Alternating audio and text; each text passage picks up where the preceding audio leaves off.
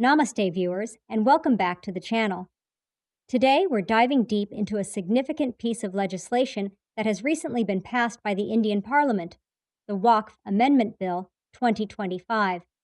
This bill brings about substantial changes to the existing Waqf Act of 1995, impacting the management and administration of Waqf properties across the country. Whether you're directly involved with Waqfs or simply interested in understanding this important development, stay tuned as we break down everything you need to know in the next 5 minutes.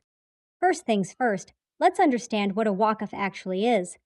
In simple terms, a waqf is a permanent and irrevocable dedication of movable or immovable property by a Muslim for religious, pious, or charitable purposes as recognized under Muslim law.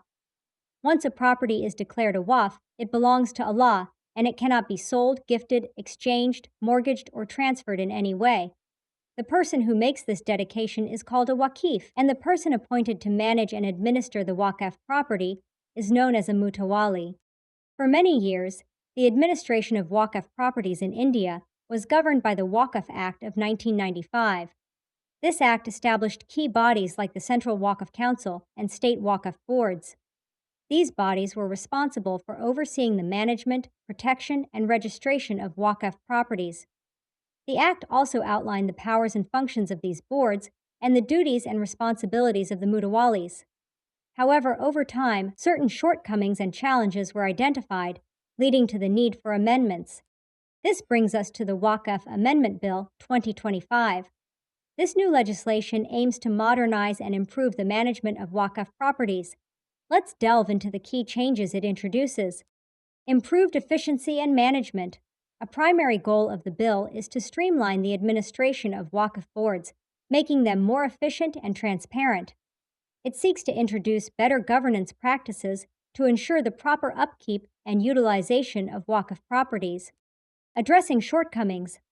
The government has stated that the 1995 Act faced issues like encroachments on Waqf land, mismanagement of funds, and lengthy legal battles. The new bill aims to address these problems more effectively. Modernization through technology. Recognizing the importance of technology in today's world, the bill emphasizes the use of digital platforms for the better management and digitization of all records related to Waqf properties. This will help in maintaining accurate information and preventing fraudulent activities. Increased inclusivity. A significant change is the mandate for greater inclusivity on Waqf boards. The bill now requires the inclusion of non-Muslim members who possess expertise in relevant fields. Furthermore, it ensures representation from different schools of thought within the Muslim community and also mandates the inclusion of women members on these boards. Clarifying Waqf formation. The bill clearly defines who can create a Waqf. Now, only a person who has practiced Islam for at least 5 years and is the rightful owner of the property can declare it as a Waqf. Importantly, the concept of Waqf by user, where prolonged usage could lead to a property being considered a Waqf, has been removed. This aims to prevent disputes over property ownership. Streamlining property surveys.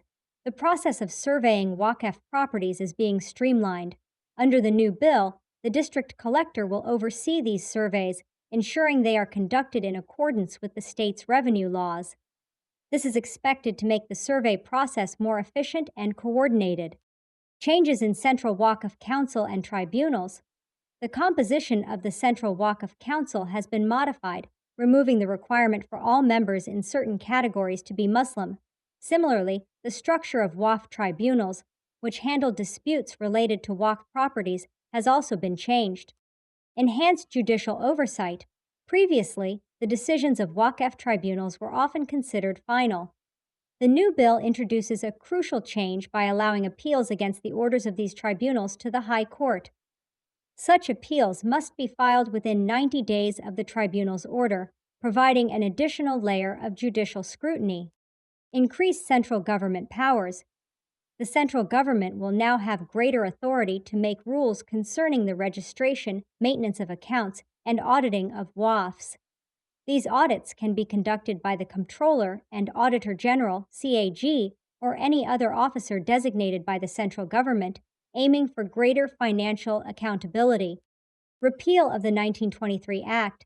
To create a more unified legal framework, the Musalman Waqf Act of 1923, which had become outdated, will be repealed. Post, the Waqf Amendment Bill 2025 was successfully passed by both houses of the Indian Parliament.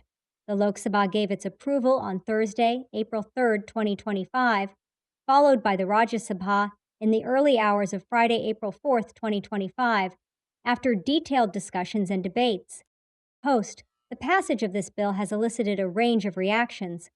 The government, led by Prime Minister Modi and Home Minister Shah, has lauded it as a landmark achievement that will bring justice, transparency, and better management to Waqf properties, ultimately benefiting the Muslim community, especially the poor, women, and children. They have emphasized its role in protecting minority rights and preventing misuse of these properties. However, opposition parties, most notably the Indian National Congress, have strongly criticized the bill, raising concerns about its constitutionality and alleging it to be an interference in the religious affairs of Muslims. Their objections include concerns about increased government control and the inclusion of non-Muslim members on Waqf boards, which they fear could undermine the autonomy of these religious institutions. The Congress has even announced its intention to challenge the bill in the Supreme Court. Several Muslim organizations have also voiced their opposition, arguing that the bill infringes upon their constitutional rights and religious freedom. They believe that Waqf property should be managed solely by Muslims in accordance with Islamic law. As of today, Saturday, April 5, 2025, the Waqf Amendment Bill 2025 has been passed by both the Lok Sabha and the Rajya Sabha. The final step for it to become law is the assent of the President of India. Once the President gives their approval, the bill will be officially notified and will come into effect. So, there you have it, a comprehensive look at the Waqf Bill 2025 and the significant changes it brings to the management of Waqf properties in India. This is a developing story, and we will continue to follow any further updates. What are your thoughts on these amendments? Let us know in the comments below.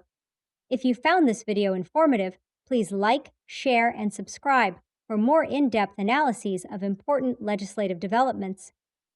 Thank you.